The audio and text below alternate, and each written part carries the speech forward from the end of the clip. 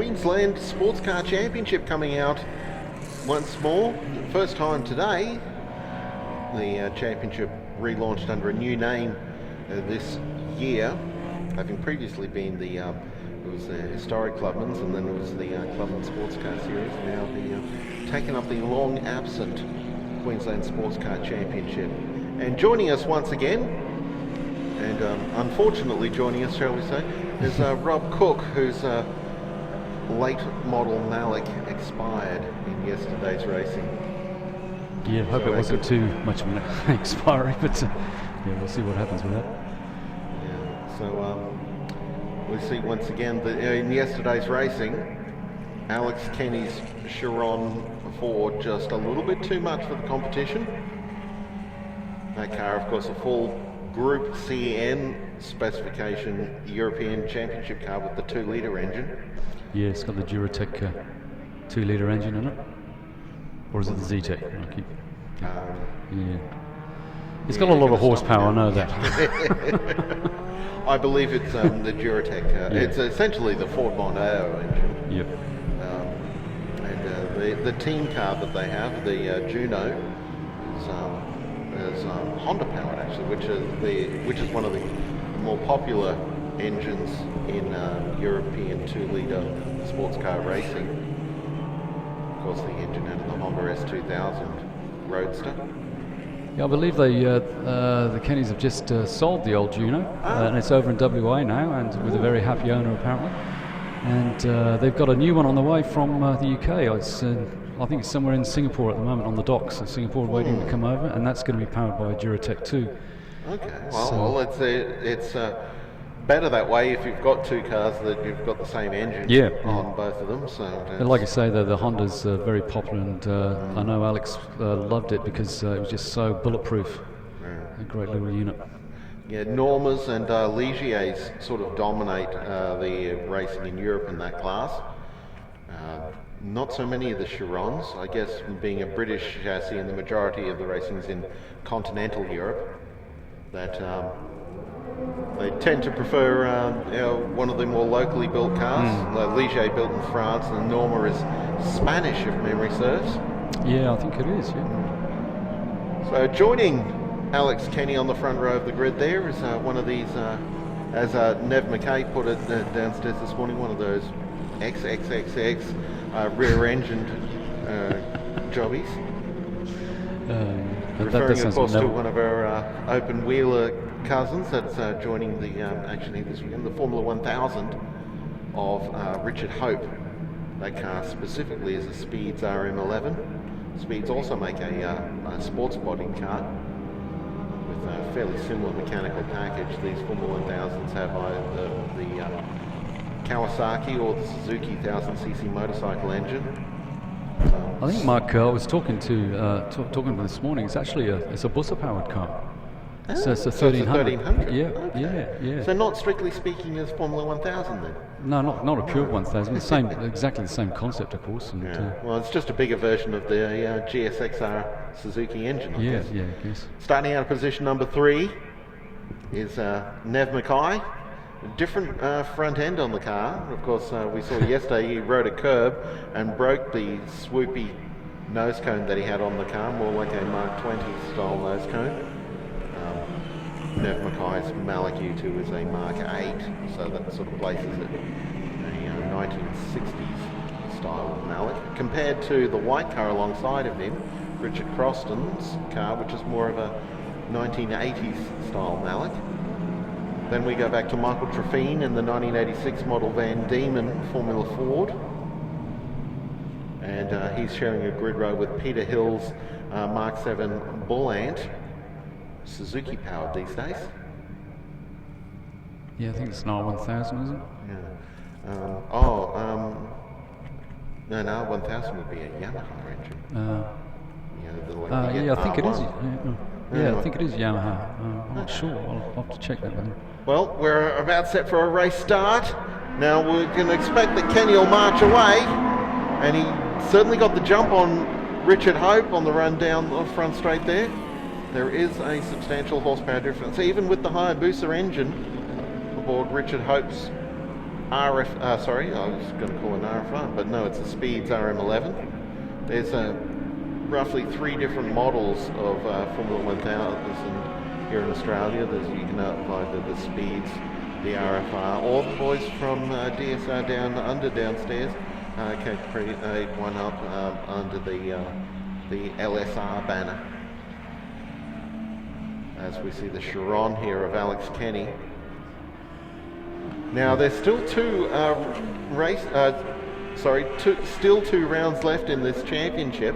So even though it's we're now heading into September, we're still not at any danger of having any of the classes wrap up their championships this weekend. 3 classes running in the Queensland Sports Car Championship, classes A, B and C, funnily enough.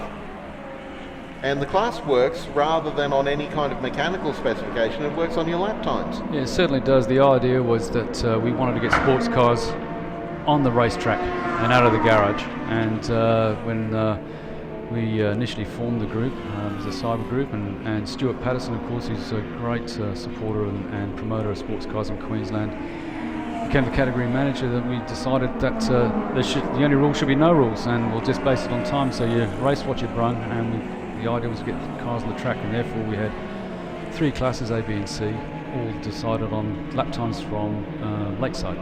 And so the first round of the year, we look at those lap times, and then we assign ourselves to the categories and play for those categories. The nice thing is that if you're in Class C, you can still win the overall championship. So you can have the fastest car. Here we go. Stuff here. 3 wide down into turn 3 here. That's Ben Croft there on the inside in the PRB. Barb Cook's having some dramas down there, but she's calling the next category up to the pits to start your race, and that is classic sports sedans. So can we have the classic sports sedans up into the marshalling area? Classic sports sedans. As we return to the front end of the field, and there's the oh no, we're looking at Richard Hope now in 2nd position, back with our race leader Alex Kenny in the superb Chiron Ford. Big dump of fuel in there on the ignition cutout when he went past the control tower here. Bang, very spectacular, flames out the back. Yes, a beautiful looking car and some nice flames out the back, not like these V8 supercar things that don't have any flames out of them at all, as we see briefly Peter Hill and Max Kasser on screen. Back with Richard Hope here in the very much the colour scheme on the car, like the old Fiat factory rally cars, the Alitalia airline colours. From the 80s, from those days. Italian flag based colours. We've got a couple more cars managed to join us. Damien's back there, of course, which you can see on screen right now. Yes, Damien Menegozo in the Williams. This is a car that's been built up out of a Formula Ford. It's sort of the coming thing, really, in small bore sports cars, that they take an old Formula Ford chassis and put a full bodywork over a drape over the car. The Ozcam of Max Kasser is similar in that regard. Well, the Van Diemen, isn't it? Yeah, and that's a car that's been built up here in Australia rather than the Williams, which is sort of a CKD kit from America, roughly. Yep. It's hello. That's Mackay, and he's heading for the pits as well. So that's no, he's not. No, he's staying on the track. He's just sorting himself out after. Well, the way the back end stepped out, you know, there's the smoke for a lockup, but the way the back end stepped out makes you wonder if it might have been slightly more serious. Yeah, I know. I haven't had a good chat with Nev, but I know he's had, besides his nose yesterday, I know he was having other problems yesterday, so, and some things, funny things going on in the rear end. Oh, no. Damien Menegozo in the DeLuca Williams, travelling very slowly. Coming back up to speed, though. So it could just be the Damien who had to start rear of grid from this race this morning after a DNF. Did he get a little off there, did he, or did he just slow down? There's another, he's keeping close company. Well, he's still holding about, 4th position on the track? Oh, okay, now he's slowed. That's a pity. We have Don back with us, Don Miles in the Jedi. Yes, unable to take part in yesterday's racing, but this is another motorcycle-powered car, an open wheeler from Great Britain. Formula Jedi is tremendously popular over there, as we see the Bencroft PRB, which is a sort of half Australian, half South African clubman style. Yeah, it looks like Peter Hill's challenging for that position. Yeah. Peter Hill's, got to love Peter with his work. He travels to and from Byron Bay to be here with his Bull Ant Mark 7, a genuine Sports 1300 race car from way back in the 1970s. Yeah, and he's been campaigning it for many years. It's a real old stalwart, I think. I think he's in the process of building something new at the moment at home. So I think the Bull Ant's for sale if anybody's interested in a really good little reliable clubby. You can have a lot of fun in. And he's keeping Ben Croft accompanied down the back straight there, and they're about to be lapped by our race leader. Kenny just whistles past Michael Treffine's Van Diemen there, and there's Nev Mackay. That's some indication of the sort of horsepower and brakes he's got, because Nev's not short on horsepower. Nev does appear to be in a bit of strife though. Yes, that's true. Oh, well, yes. Yeah, so I'm wondering if that big step out that the car had down at turn 6 before might have been an indication that he may have been dropping some fluid on the rear wheels. Yep. Either that, or with running the older nose cone today, he might have just no front end grip. Yeah, he was not convinced that what he did yesterday was working that well anyway. So yeah, I think you're probably right. He might have adjusted the setup for the new nose, and no, hasn't got that rear end grip. So Kenny closing in on the back of the Max Casa and Ben Croft battle, but I think we've got the checkered flag coming out this time. So yeah, and Kenny backs off the power. He's comfortably in front, so he lets those cars go. And Alex Kenny in the regulator system, Chiron, takes the checkered flag. And another fine performance by the regulator systems, Chiron. Yeah, it's a beautiful car. As we look across to Don Miles in the Formula Jedi. Now this is there's a couple of different engine options that come with Formula Jedi. They're either a Suzuki or Yamaha power in that car, so it could be the... I think it might be the Yamaha 1000 on that one. The R1. Yep. I don't know if he's got the updated version of it or not, but it's a very light little motor car. I think somebody was saying around about 250 kgs, which is...